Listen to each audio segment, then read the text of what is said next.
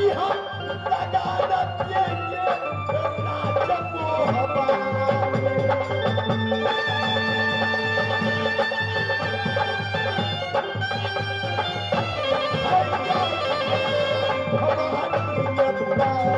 ये पिघला ये राजा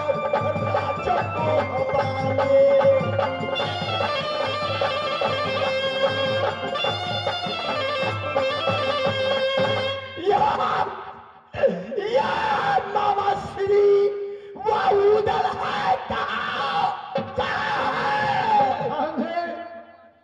श्री गंगाधर रेता पर भरा हुआ है उतरी गले में लगा करके पागल की रूप धारण कर लिया है हिंदल हिंदल को खिला रहा है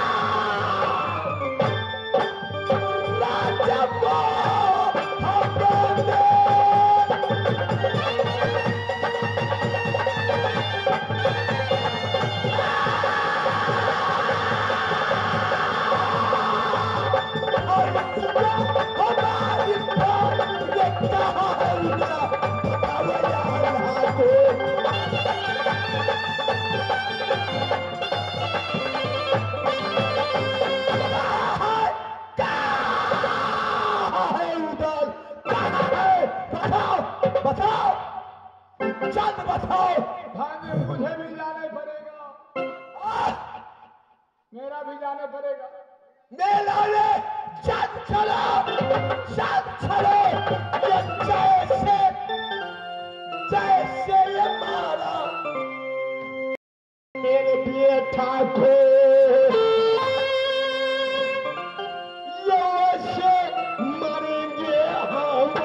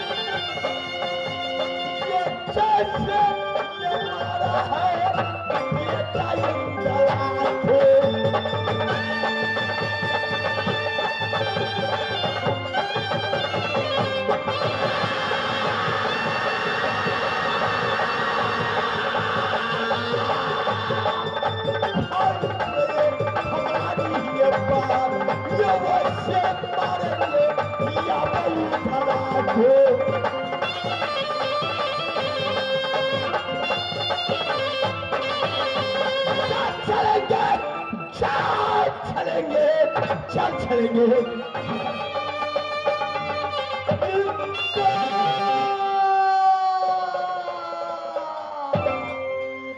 बेटा हिंदल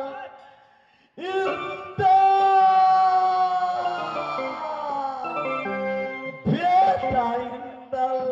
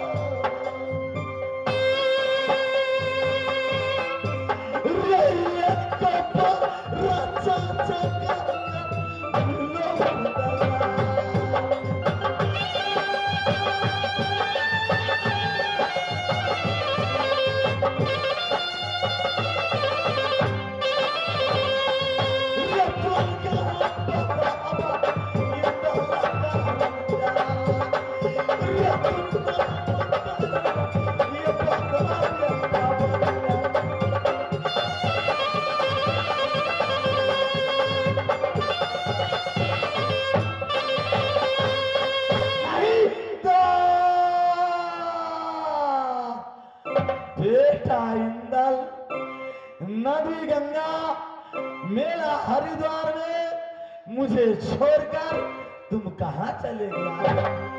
कहाँ चले गया? इमदाद! इमदाद! इमदाद! पुकार उधर से कर रहा है। वाह! मायूसी का बात को मैं विश्वास नहीं कर रहा हूँ। पहले अपने भाई सहोदर उधर से उसके पास लगा।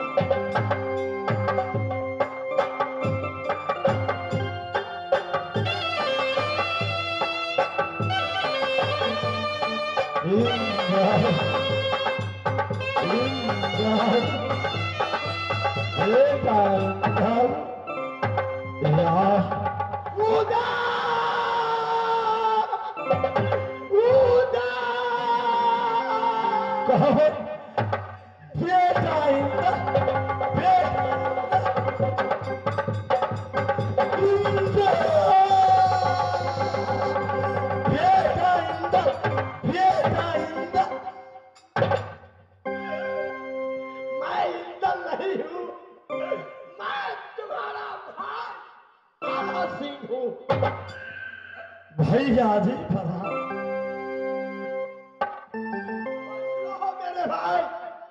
मेरे भाई उदास, यह दुर्दशा जिस बदन में मैं रदसी बसाए देता था,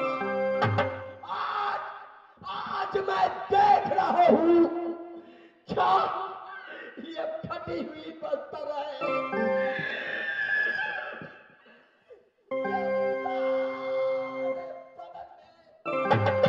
धूल में डाला है, तुमने धूल में लेटाए हो। कारण क्या है? साफ साफ बेटा इंदल कहाँ है? भैया जी वो बेटा ये पगला ये बन गए। वो बेटा विरोध में बन गया। वो बेटा विरोध में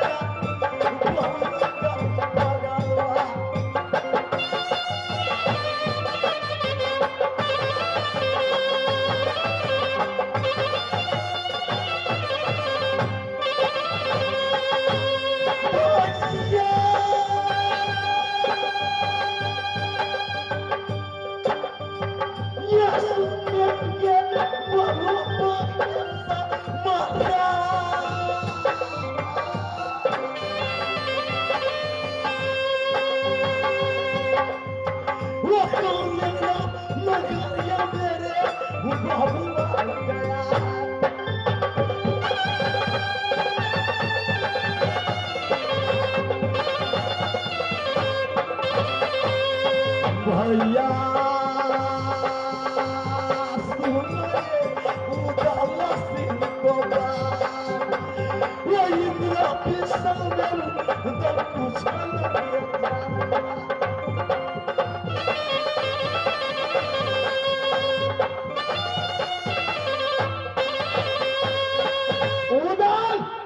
भैया जी तुम्हें जो बात मैं पूछता हूँ वही बात बताओगे।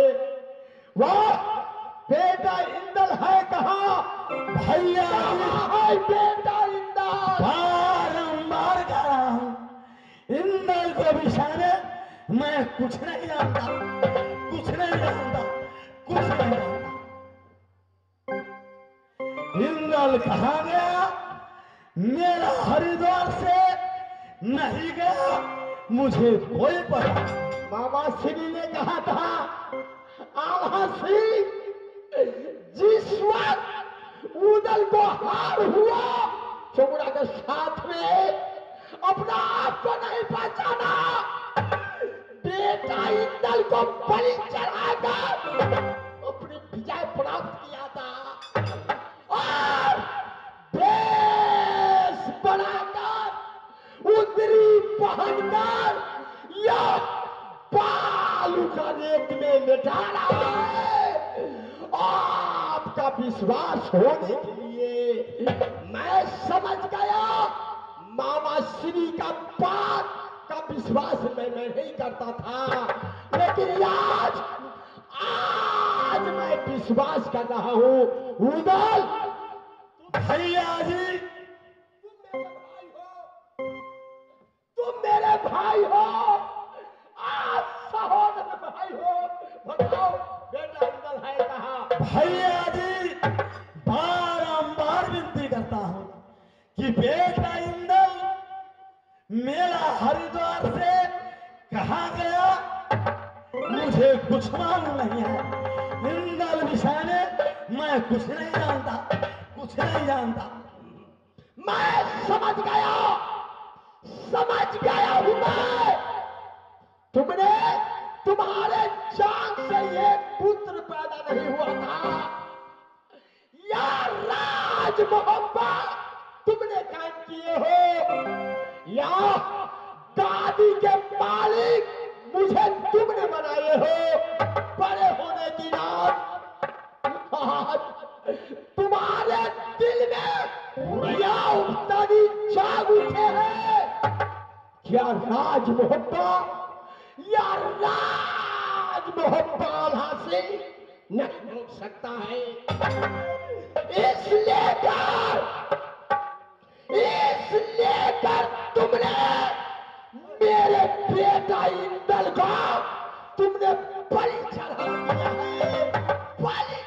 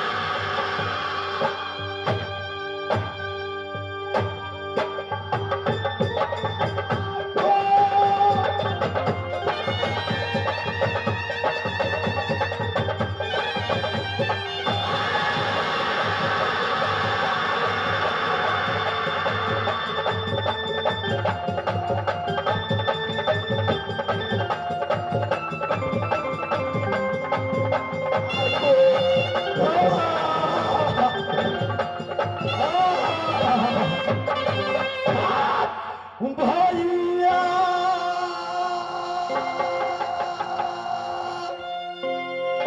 ये सुनेंगे या अल्लाह ये मारा वकीया जकारम सहोदरा मारता उदला।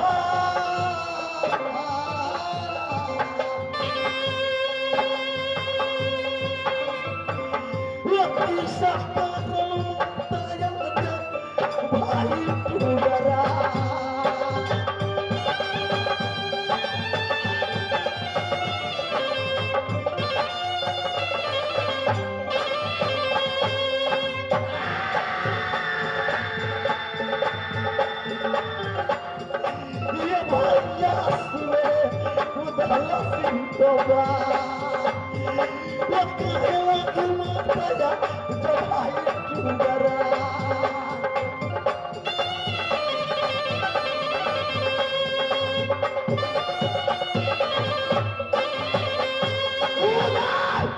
भैया रोना थोड़ा मेरे सामने सवा नहीं दे रहा है, सवा नहीं दे रहा है। रे प्यासा निचला गया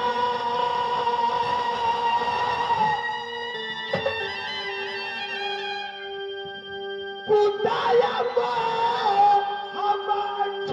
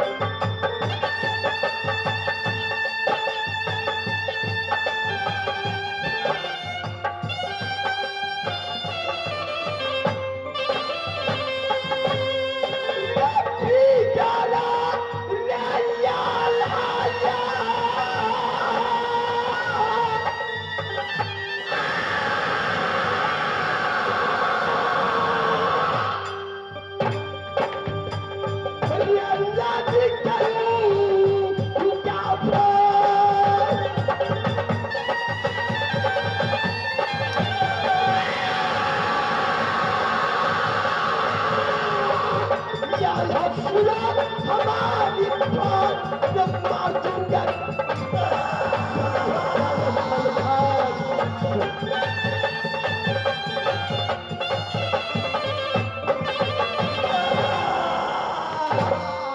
बेटा बेटा दाखिल करो भैया अगर दाखिल किया रे मारा दूंगा खंजर तुमको गलत भैया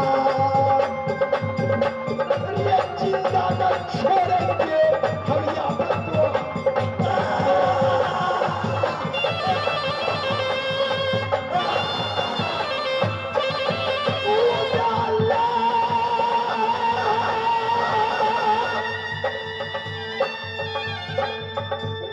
दुनिया के कलंक मिटना चाहिए